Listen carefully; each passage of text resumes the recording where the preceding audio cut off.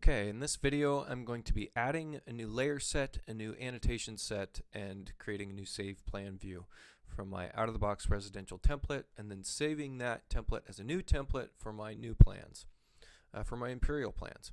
So first thing I'm going to do is get into my tools heading here, and then underneath layer settings right here, layer set management. And so I'm going to just, I can take any one of these plans right here. I'm going to just do all layers off, and I'm going to copy this guy and call it my foundation plan. Whoop, whoop, whoop. Bing, bing, bing. Okay, oops, I should call it foundation layer set, right? There we go. And so the foundation layer set, I know there's a couple things I want in here. I know I want footings. We're going to turn those on. I do it this way because as I'm working through this and I find that I'm missing something, it's really easy for me. Let's just select all walls and make sure they're displayed. It's really easy for me to just include this in the layer set so that it's shown. It's a much easier approach than having too many layers on, is having too many layers off and then turning them on as needed. Also, you'll find if you're building your foundation walls automatically, that Chief will bring up a dialog box that says that we want to be able to turn on this layer. Let's see, working layer set is my active layer set for this current view, and I'm going to define this, copy it, and let's just call it, actually this is fine, we're going to cancel that. So let's hit OK.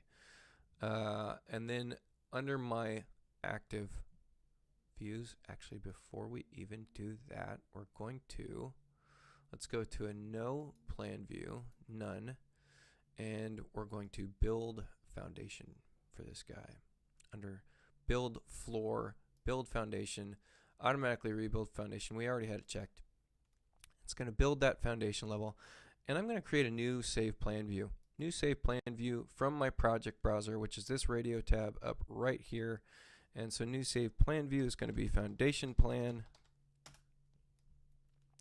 And so for my active view here, foundation plan, I want, well, we're going to be down a level first off, and then under layer settings, under that layer set management again, active layer set for current view, we're going to switch it to that foundation layer set.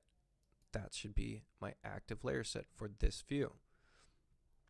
And so then when I switch back to my working plan view, yes, it's going to come that dialog box. Do I want to save this view? Foundation plan has been modified.